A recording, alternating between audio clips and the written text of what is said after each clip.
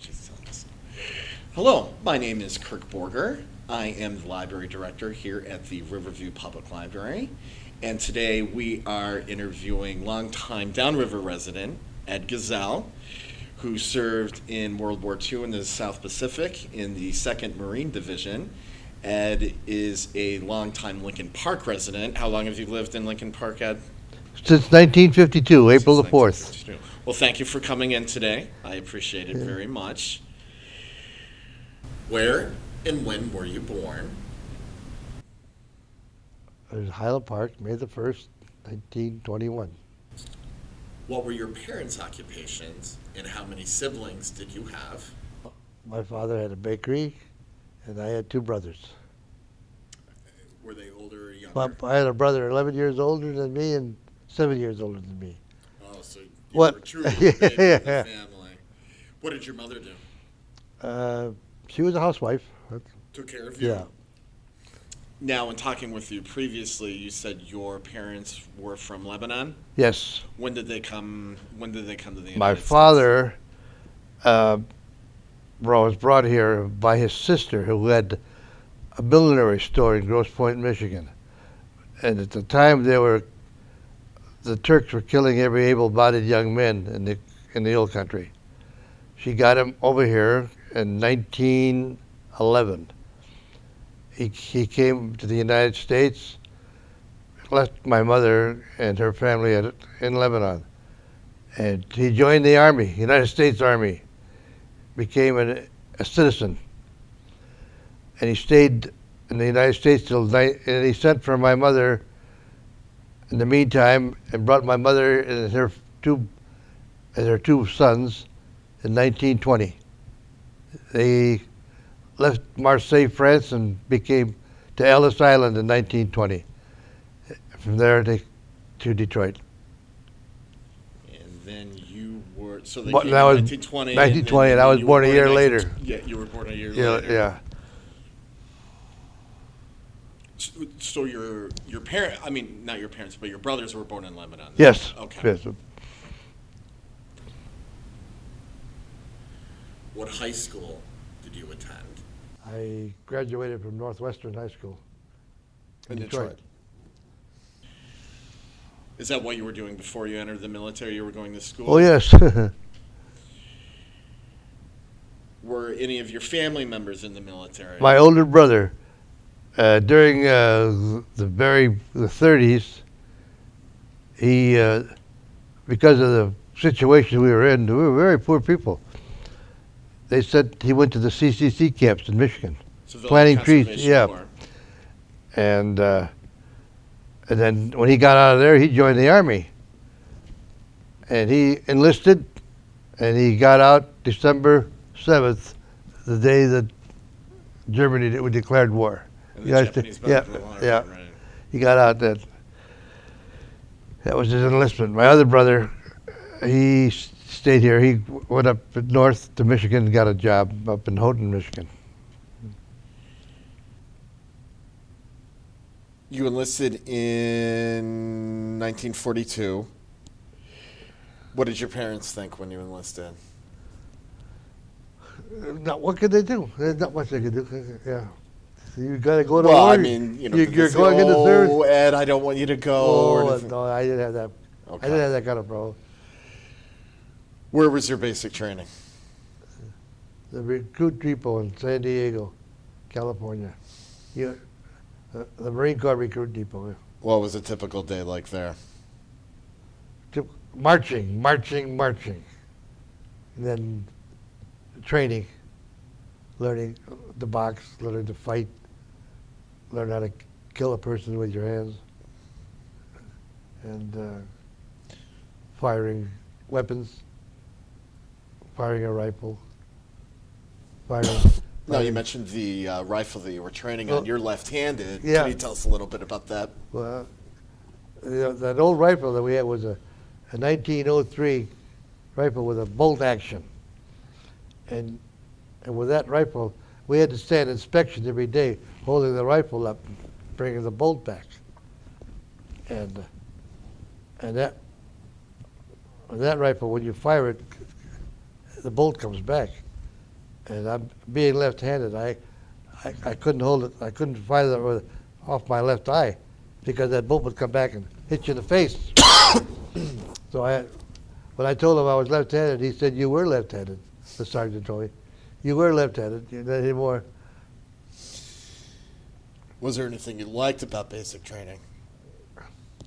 How can you like anything about basic training?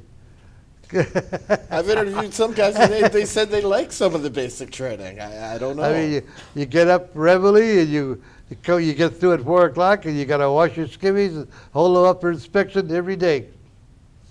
So there was nothing You liked. Nothing like you liked. So, and the one thing, my parents never saw me in a uniform till I got home. I enlisted and went to boot camp. You could ask about boot camp. Yes. I got out in the 1st of December, and then from there, tank school, and then from there, up to Oceanside, California, where we lived for 6 months, till June, and then forming the medium tank company. You're going to ask about that. Well, when we started the company, after the boot camp, it was about that time the Marine Corps decided to activate a medium tank company. So they got a bunch of men, just put us in tank school for a while at a place called Jock's Farm outside of San Diego. And we did that for a while, and then from there, they got a bunch of men and shipped us up to Oceanside, to Camp Pendleton. But at that time, for a tank company, they wouldn't let the tanks were going to be delivered there. They wouldn't let the tanks into Camp Pendleton because they would tear up the road. Camp Pendleton is a huge city inside. It's about 9 miles off the highway in California, and the tanks couldn't. No, we had to stay along the highway where the train ran by. And they wouldn't let the tanks go in, but so we operated along the highway, along the desert, California. Were you assigned to the tanks, or did you have any choice in that? When we got into the company, the lieutenant started asking, "What did you do? Where were you born? What did you do before you got in here?" Everybody. One guy said he was a truck driver. He became a truck driver. I said, Lieutenant, "What did you do?" I said, "Well, I worked at a grocery store. I was running a grocery store." He said, "You're going to be my supply sergeant." And there I was. I was a supply sergeant. And I became a supply sergeant. After that, the company, I became a big supply sergeant. I became a sergeant after being private. At the time, we were in boot camp. We had the franking privilege. I don't know if you know what that is. No. Can you explain The franking privilege, to write letters home, we didn't have any money. We haven't got paid yet. We were $50 a month. So nobody had any money, but to write a letter, all we had to do was sign our name where the stamp goes. Just sign your name and your company, the letter would be delivered. That was called the franking privilege.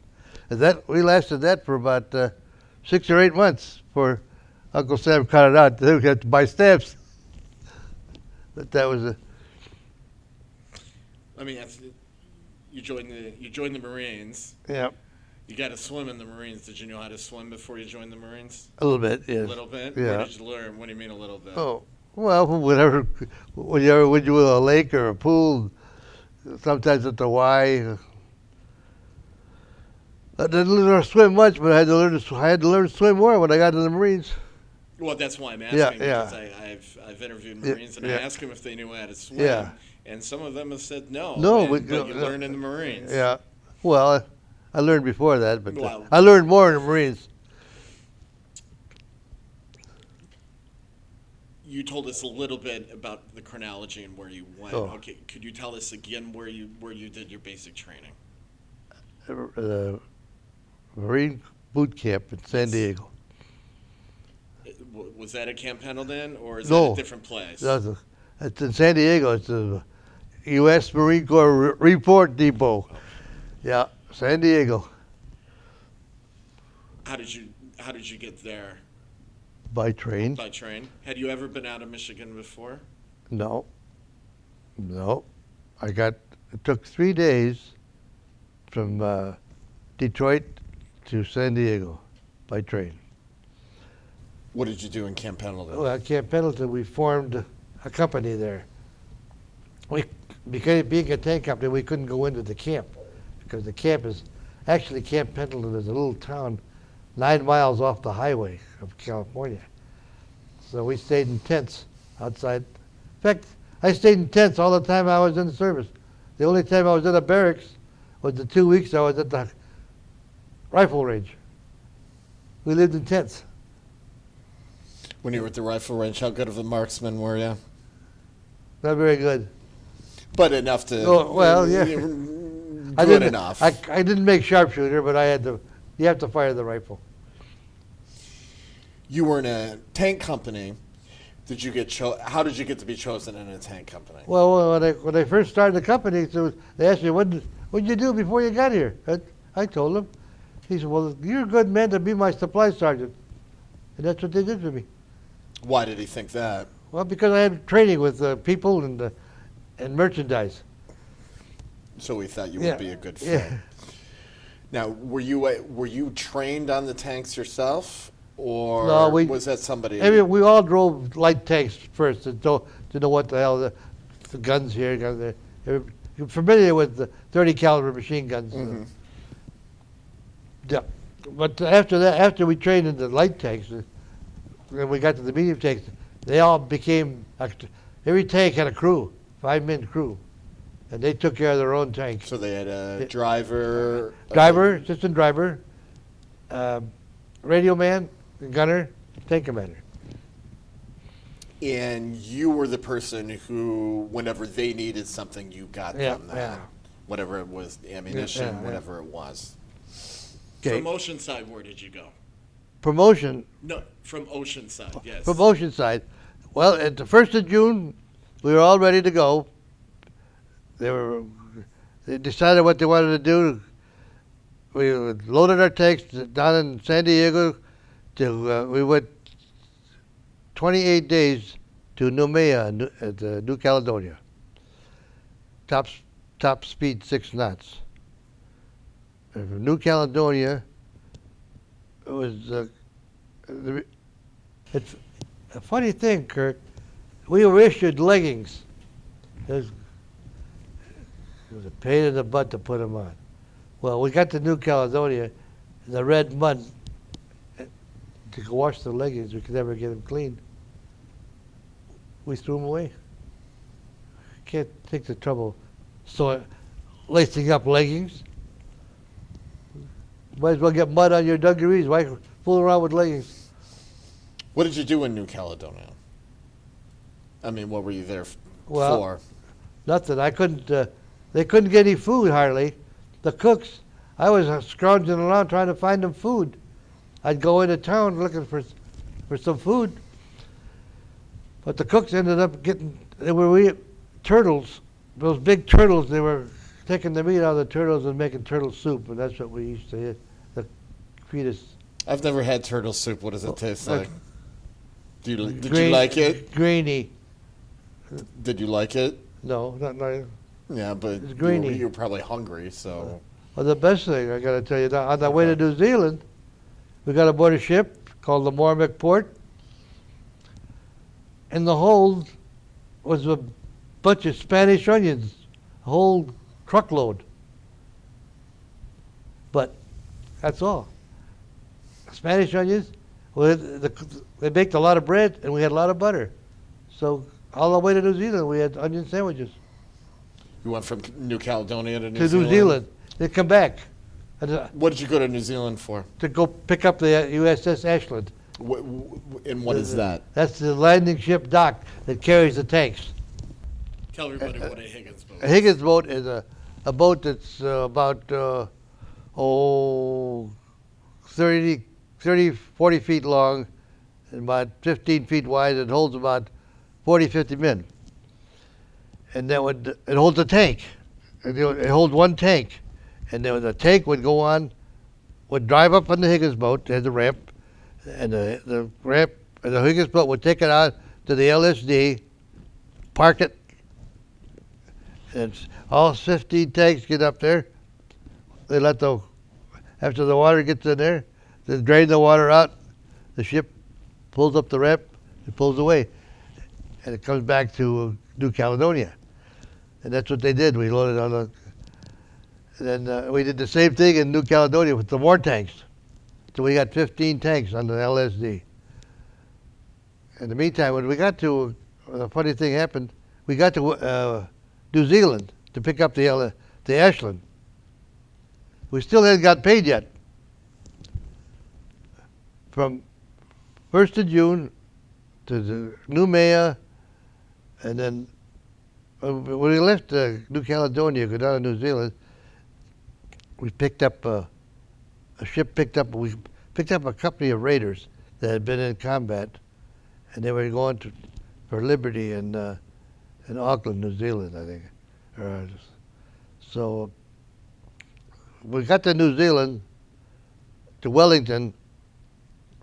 We're supposed to pick up the ship, but they said, "Well, anybody can go on liberty, but what good is liberty? We didn't have any money."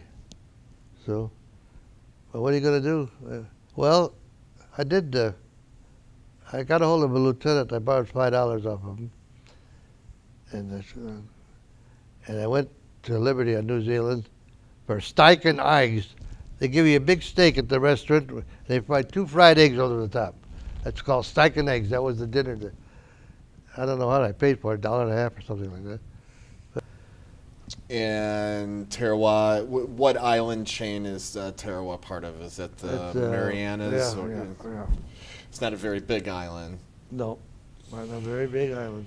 And so you were part of the invasion of Tarawa. Yes, yeah. Can you tell us a little bit about that, or yes, I what can. would you like?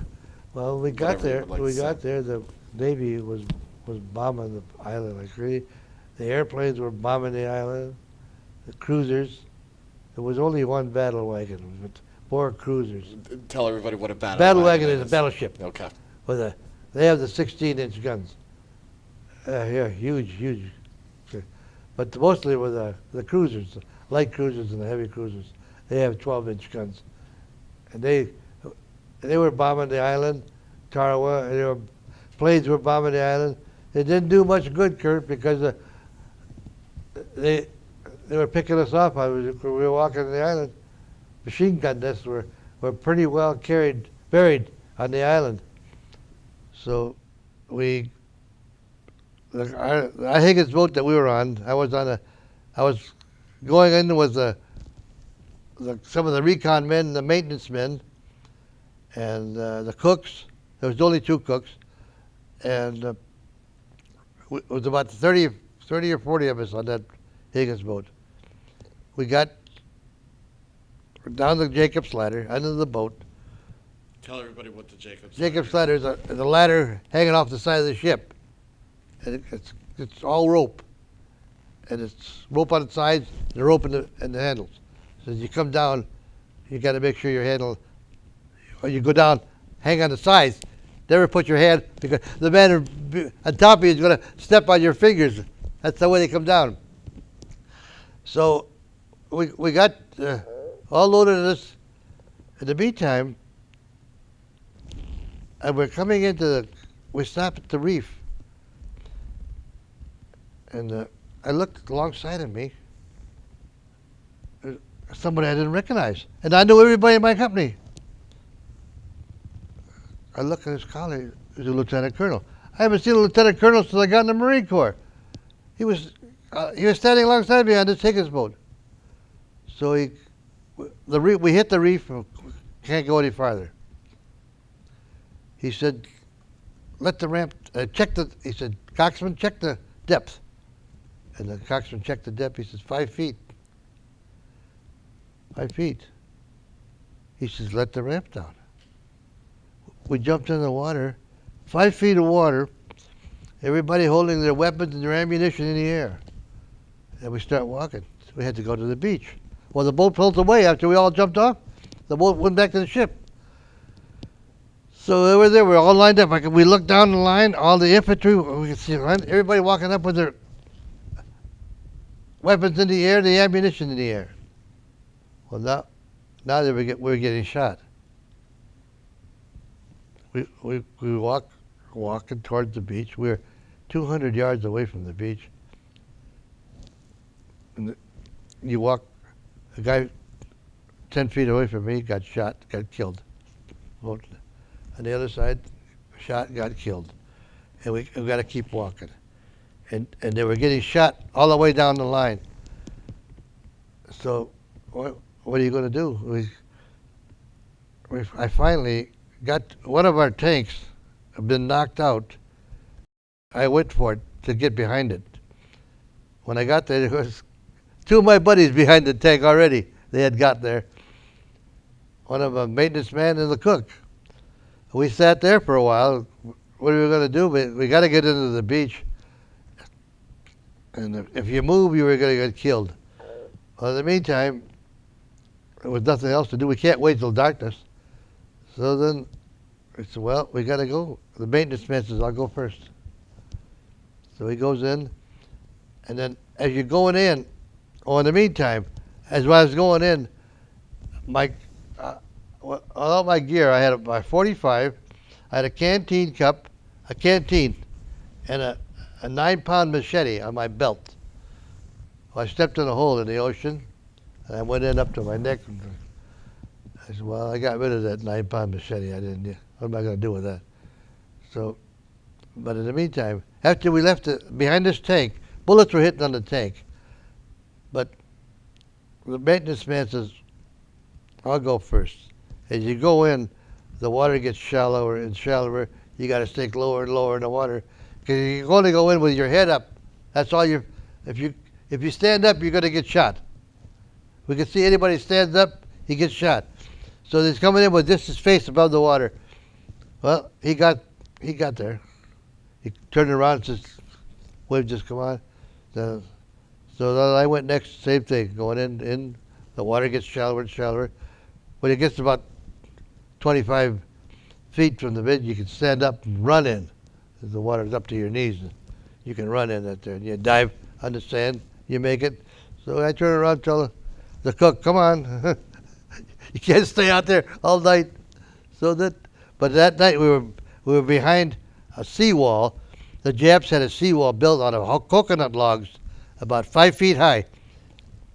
We were below it. We laid on the beach. We had about, maybe from here to those chairs over there of beach where the wall was. And we stayed there all during the night. Well, that night, got to be night, and the situation wasn't. There was still a lot of Japanese resistance. The Japanese and the war, we hadn't turned the tide yet. It was the first night. In fact, the generals said if the Japs had attacked it that first night, they'd have wiped us all out, the whole thing. But the next day, we finally got another patch of Marines in. And then, one time the light cruisers were shelling the beach because there were landmines in there. The light cruisers were laying shells in there, trying to break up the landmines. And then they got the 6th Marines and the 8th Marines, the infantry people. They started coming in. When they started coming in, it became a picture. And our tanks some of our tanks got knocked out. And they were trying to repair them, but there's not much they could do with them. But finally, we had 2 tanks that they did a big job. Captain Bale and Lieutenant Largy each had a tank, and they were with the tanks working with the infantry can do good. The infantry can protect the tanks. Tell them, in fact, the one tank we have our recon people were walking in front of the tank, telling them it's okay to go without any potholes or anything. You don't want a tank to sink into a hole. Yeah, that's the tanks work with the infantry. And the infantry would tell the tanks where Japanese resistance were for fire support and that kind of thing. In the water, you got to walk in front of them. so that the tank doesn't fall into a hole. Yeah. The little Jap bomber come up, start dropping bombs, but that was nothing compared to what the bullets flying over all the time. So then the fighting was so bad. Our weapons were all salt encrusted. They were worthless. Everybody was throwing their rifles away. And I was issued a .45, and that was salt encrusted. So we were just bringing the bodies off the beach, dead Marines. I went to I hooked up with the chaplain because I would recognize people, but then I could hardly recognize anybody that wasn't in my company. And they would bring a body to us. I would pick them up by the belt. They'd take the stretcher away, and I'd lower the end of the sand, and the chaplain would snip off the dog tags and record it. And I did that. We did that all day long. And the one thing that you learn is the smell of rotting flesh, and you'll never forget it. And to this day, you'll never forget the smell of rotting flesh in the sun. And that was the worst thing that wasn't the scariest part, but that was a bad thing that you'll never forget. What other islands? Well, what other islands did were you Tarawa. participate in the Tarawa? We did Saipan, and then we did Tinian, and then we did Okinawa, and then after Okinawa, we did Aiyashima. I don't know if you ever heard of that. No. That was our last action, Aiyashima. That's where Ernie Pyle got shot, if you remember his name. Yes, I do. Yeah, tell everybody who Ernie Pyle was a reporter, and he was in a Jeep, and he got shot. A sniper got him. He was probably the most famous reporter in World War II. Very seldom you hear anybody Aiyashima. It's just a small island. In fact, the tanks never hardly got off there. We pulled up, and the Navy shelled that island so much it hit the magazine. And I had the biggest fireworks I ever saw in my life. Bullets. But the island, we secured the island, I think, in 24 hours. You mentioned when I was talking to you previously about two particular times that you were very scared. Could you go over those? When we were on Saipan, the captain said to me, "Sergeant, set up a machine gun nest about 50 yards away." So I pick up 3 guys. So I said, "Come on, boys, get the 30 caliber tripod. We'll set it up, and we'll work 1 hour at a time. One guy's laid down, the other guy on the gun." Well, just about midnight, here comes 4 Japanese. One of them was holding a landmine. And the man on the gun saw these 4 guys come up, and he pulled the trigger, and he shot the guy with the landmine. It blew up in his hand. These 3 guys. And in the meantime, the landmine went up. In the meantime, the captain told one of the guys, he says, "Go see if Sergeant Gazel and his men are all dead." And the guy says, he started to move, but at that time, we would shoot anything that moves. And you're afraid to walk, you can't go. And he walked a little way, and he got to another machine gun nest. And the guy said, "Where you going?" He said, "I got to go see if Sergeant Gazel and his men got killed." The guy said, "No, we see him moving out there. Go back and tell the captain we see him moving out there."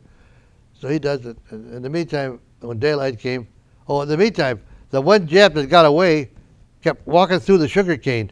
We were in sugar cane. He got close enough. He had a hand grenade in his hand. And one of my men stood up. The Jap stood up. They met at one another. He hit the hand grenade. He hit it on his helmet and threw it. And it hit one of my men. It hit his shoulder. And he bounced. I'm on the gun now. It bounced right alongside of me. the hand grenade went off. I felt myself. I had my head alongside the machine gun. I said, well, kept my face, but I looked, felt, I didn't feel any blood. My legs didn't feel any blood. Well, the daylight came, the hand grenade had rolled right into a piece of coral, and the blast went away from me. Now, I said, the big man was looking after me. But that was the first scariest part. The second scariest part is when we first got on Saipan. The captain says, Sergeant,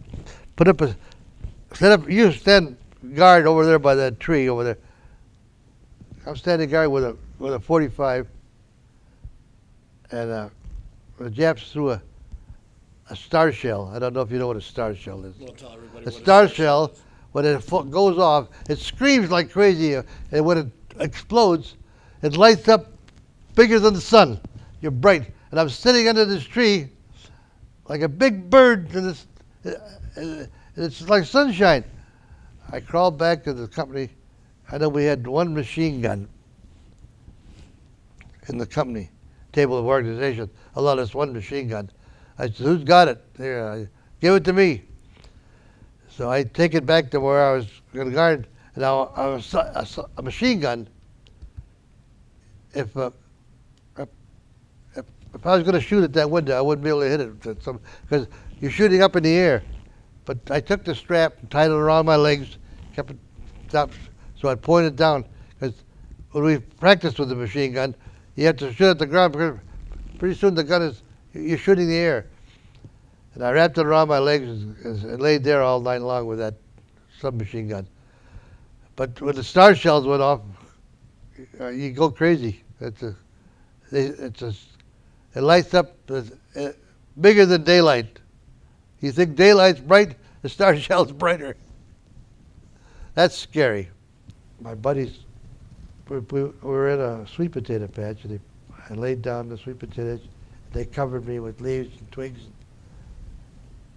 The Japs were shooting a mortar over us.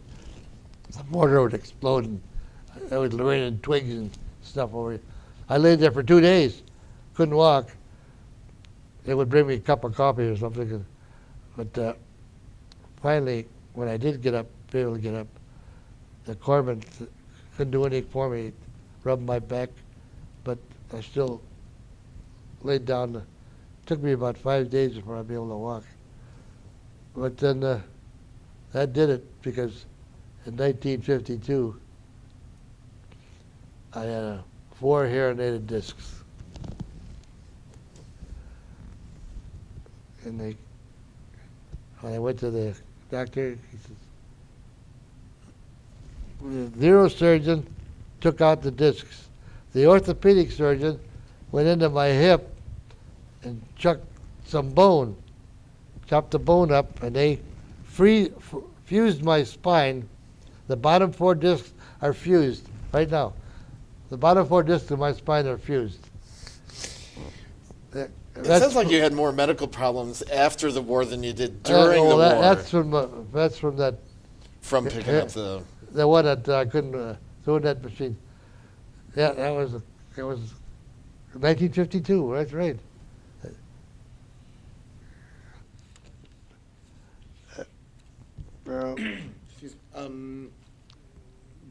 I know the Japanese they didn't like being taken prisoner. I had talked to a Marine previously in one of these interviews where they did actually capture one Japanese alive. Did you have any kind of that experience? Oh yeah, well yes. Well, the one I shot when he was running. Oh, the one that threw the hand grenade. He started to run away when I shot him. I had the machine guns. I shot him, and but the next day. When we went to see the guys the first guy that he shot with him was holding the landmine, his whole front of his body was gone. Both of his hands were gone. All you could see was the bones coming from his arms. The whole front of his body was gone. All you could see was flesh. But most of the time, how should I say this? You you don't. We're not really face to face with the Japs. We're in a tank company. We have to protect the tanks. The recon men have to walk along with the tanks, make sure that nobody sets a bomb in the tank track. Otherwise, you disable the tank. Yeah, and the main thing, our main problem with this at Tarawa was the fording process. That means the exhaust pipe in the tank. If your tank's in the water, the exhaust has to come up higher than the water. Well, the exhaust tank of the tank was only about 3 feet, and if you're in water over that, you're in trouble. And that's what happened to some of our tanks. And it takes some of the potholes in the ocean. A couple of our tanks in the potholes, and they're disabled. Imagine a 35-ton tank disabled. But the ones that got rolling, they did a big job there. Well, what kind of job were the tanks there? I know these islands aren't the best for tank terrain. So were they mostly there for infantry support? Oh yeah, but then our tanks, after they got rolling, got on the beach. My captain and one of our lieutenants, the army, the infantry went alongside of them, directed them to pillboxes, and our tanks had the Shermans had a 75 millimeter in the nose, blasting into the machine gun nest, the Japanese nest. Did you ever encounter any other Japanese tanks? Yeah, some of them they did. I didn't, but the tanks did. Oh, the tanks. Yeah. Well, your first invasion was at Tarawa, and then you go through Saipan. Saipan was besides me being hurt. Saipan, our Higgins boats go almost to the beach. Right, I know that. Let the ramp down. You're walking a foot of water. That's all. Okay. Well, my question, what I was going to ask, when you go, do you have the same emotions each time you're doing this? Oh yeah. Well, at Saipan, after we formed our command post, we were in a place where still Japs on the island. I mean, we had guard duties all the time. Guards. We're very careful. I slept with my 45 on my stomach almost every night for about a month before we got the place secured. Did you ever see any Japanese prisoners or? On Tarawa, we were there, and here comes a Marine and a Jap prisoner with a rope pulling him. And he'd come on. And the guy would lay down. Finally, he got tired of pulling him. He took his rifle off his shoulder and he shot him. Stay there, he says. He wouldn't want to walk. You would shoot any Jap you saw in Tarawa. It's brutal. When you see dead Marines all around you, if you see a Jap, he's going to get killed. Well, the Japanese, for the most part, didn't want to be taken prisoner anyway. He was walking with him, and he kept. Finally, the Marine got tired of pulling him. He took his rifle off his shoulder and shot him. I didn't have to bury him though. I buried Marines, but not him. Was that one of your duties? Was burying Marines, or did everybody do that? It wasn't really my duty, but my weapon was no good. It was all salt encrusted, and I couldn't get to the tanks. I couldn't even get an Amtrak to go load ammunition, which is what I did on Saipan. I got an Amtrak and I loaded 75 millimeter ammunition. At Tarawa, there was nothing that could do. We just, what are you going to do? So I went to, they were bringing dead bodies off the beach and burying them, so I went to help the chaplains. Yeah. You were telling us about Tarawa and Saipan. Yeah. You were also on Tinian. Tinian. No, the reason we had to take Tinian, when we were on Saipan, we could see our planes taking off, going to bomb Japan, because they had a 5,000-foot runway on Tinian. That's why they needed it. But that's why we took it. But then the planes that were bombing Japan were running out of gas coming back from Japan, and that's when we had to take Iwo. And that was a very bloody. The third Marine went hit Iwo. Yeah, After you were on Okinawa, you went to Japan. oh, no, okay. Yeah, and could you tell us about that experience when you were in Japan? Well, it got to be the end of the war in Germany. So it got to be late July or June when they ended the war, and then they dropped the bomb on Hiroshima and Nagasaki. In early August. Okay, Right? okay. So then they told us saddle up. In the meantime, most of us had 85 points, and we had been overseas over 2 years. What do you mean by that, 85 points? Well, that's the time you spend overseas. They get And you you points. accumulate so many, Yeah, so many points. so And many I would points. imagine since you had been there Yeah. for so long, We had- and you were lucky and I'd nothing happened. been to you. overseas for 2 years with 85 points, and so we saddle up and we go down to the beach, and we look at the beach, and there's a LST there with the ramp open. Oh no, this is not right. We got our sea bags back there. LST with a ramp open. We going home in an LST? The LSTs Well, don't you have thought any. you were- What, you thought you were LSTs going don't. home? Well, we thought we were. Yeah, when we pack your sea bags, we're leaving. We're leaving Saipan. Did they tell you where you were going? Not yet. Ah. So when we got down to the beach and we crawl on. We had to walk on the LST, find a bunk, no pads on the bunks, just 5 high.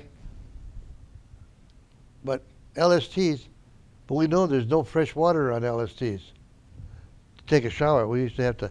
When the last time we were on LSTs, yeah, we tie a sock around the shower head to filter the ocean. So, okay, so we wake up the next morning. Now, we've been overseas all this time, and we look at the sky. We know we're not going home. The lieutenant comes out, follows out. Okay, Ben, we're going to Japan. Okay, wow. We pulled into Nagasaki 1 month after they dropped that bomb there. On the dock.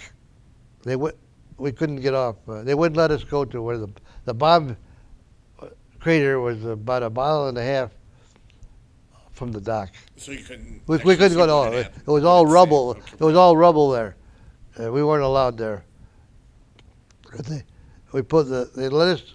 The ship pulled us to a shipyard, Japanese shipyard, where they bunked us for rooms in the shipyard with 3 bunks to a room, 3 men to a room. That's where we stayed there, and I was the first sergeant then, and I had to send 39 men to Nagasaki for guard duty every 3rd day, and but we just marked in our time there from that time there till December the 15th, when they said, "Saddle up again, pack your sea bags." December the 15th, a huge, mighty ocean liner was at the dock. Okay. You think you're going home at this point? Yeah, well, yeah, we're going home. When they say short arm inspection, you're going home. I can't. I can't tell people what short arm inspection. But then, yeah, because we were so crowded, I tell you, Kirk, if everybody had size 10 shoe on that ship, we wouldn't have a place to live. We were sleeping on the metal decks and stuff like that. So crowded. But we were on our way home. We got on board January the 15th. We got on board this ship. We crossed the date line Christmas Day. We had two Christmases that day. Then we pulled into San Diego January the 5th. When you're on duty in your 2.5 years, how many letters did you exchange? Did you even have time to write letters? It sounds like you were pretty busy. Yeah, I didn't write too many letters. Did you get many letters? I got a few, yeah. Who were they from? From a cousin that sent me whiskey and cigars, and a couple of girlfriends. Oh, a couple of Well, girlfriends?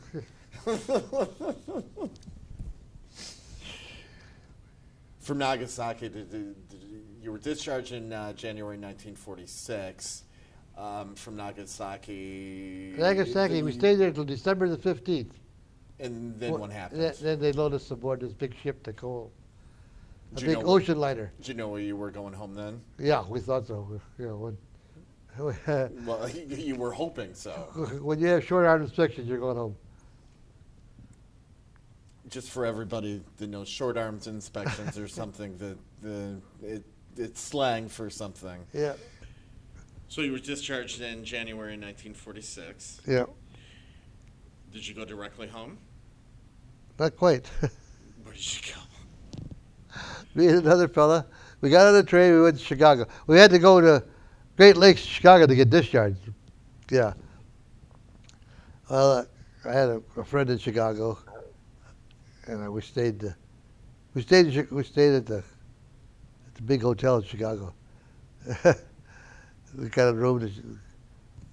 We watched Donald O'Connor was playing in Chicago, and we stayed about 3 days in Chicago, just having a good time.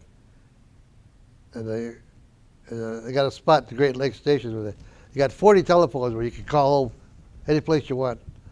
I called home and told my mother I'd be home soon. And I got on the train and I pulled in. That was after middle of January, I guess. First time they saw me in a uniform. They never saw me in a uniform until I got home. And I'm imagining they were very happy to see Oh, you. oh yeah. Was it easy or difficult for you to return to civilian life? No. It wasn't difficult? No, I don't think so. What did you do after you got home? Not Did you very- go to college? Did you No, I start didn't. working? No, I started. I was play acting. All I did was drink and have a good time. Well, you can't do that forever. Well, so. no, I did that for 3 or 4 months before I ran into some women, and then things got serious. Things got serious how? Well, they I got ran serious to with somebody? to the girl that I Oh. finally married. And that's when you decided to. Before that, I was just running around having Right. having a good time. What year did you get married? 1946 Where were you working in 1946? in Detroit. Yeah, but what Yeah, what well, were I was you in doing? I was for in a the job? produce business Wholesale. Where Wholesale. in Detroit? on the Western Market. Which isn't there anymore. No, And where was it? on Detroit. on Michigan and 18th Street. And the reason it's not I there 70 is because I-75 went through the door How long did you work there? till 1963 And where did you work after that? at the at the produce terminal on 4th Street in Detroit And how long did you work there? for 20 years till 1986. Is that where you retired? Yeah. What have you been doing since 1986?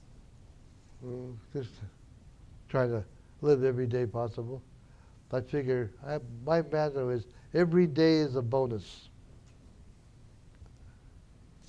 How many children do you have? I got 2 now. I had 3, but Do they? But what? one of them killed herself when she was 22. Do your children live in the area? Now my children, my oldest daughter became a nurse, a cardiac escape nurse. She retired from U of M. And the second daughter is a professor at MSU. How many grandchildren do you have? 4. I got 2 from each one. Do you stay in contact with people that you knew from your military experience? I had a few that we used to play bridge every night at Saipan. A kid from Latrobe, Pennsylvania, one of my best buddies. A kid from Fort Worth, Texas, and a kid from Wilmington, Delaware. And, now there's a good story for you. He was a young kid joined us. He was 18, and all of us were 21 or 22. And he had hands that belonged to an old man. And when we used to go on Liberty in Hawaii, we go into a bar. We say, I call him the champ because he looked like Joe Palooka, the champ. He's a big blonde-haired kid. I say, champ, put your hands on the bar and look out the window. He put his hands on the bar. The guy said, what do you want to drink? Whiskey. The guy would look at his hands. He never bothered. This guy's an old man. He just looking at Champ's hands. Well, after we got out, he went home. Guess what he turned out to be? A baby doctor. He retired baby doctor from Johns Hopkins Hospital in Baltimore. Really? Yeah. People My company, after about, I guess starting 20 years ago, somebody thought up a thing. Our company would have a reunion every year for 3 or 4 days. We'd check into a hotel and we met there. In fact, our company was meeting with, we were A company, and we met with B company. And we went to, first one we went to was in Albuquerque, and then we went to St. Louis and Louisville. Every year we'd meet someplace different. Whoever lived near the area would book the hotels and all that kind of stuff. And finally, the last one was in Minneapolis. And there was only 6 people from our company left that showed up there. And that was about, I'd say, 6 years ago. Yeah. Do you belong to any veterans organizations? I've been a lifetime veteran of veterans. When I got out, I became a lifetime member. Of what organization? The veterans. The veterans. I get a magazine once a month. Oh, okay.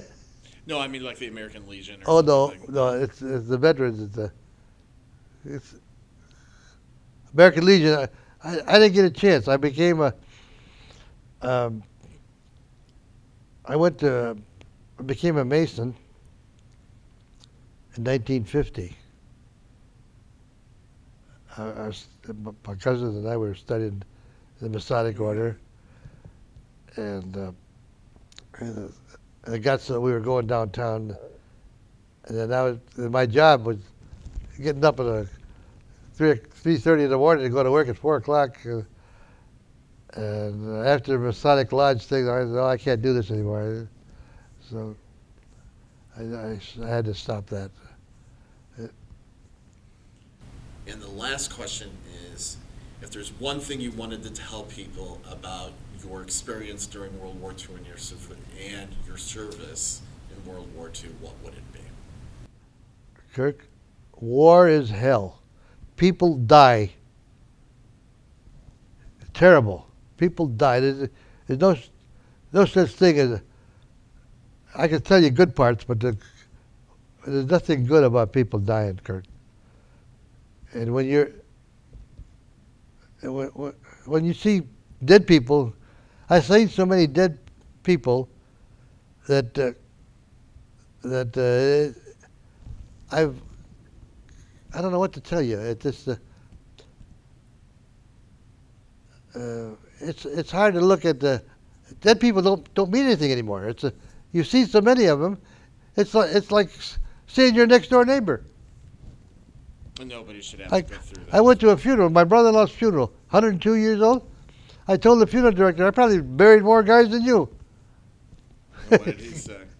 He shook his head. But that's it. There's nothing good about a war. Terrible. Well, Mr. Gazel, thank you for coming in today. And thank you very much for giving us your time. And thank you very much for your service to our country. I didn't tell you any of the funny stuff, but that's good. Sometimes there is something. Okay.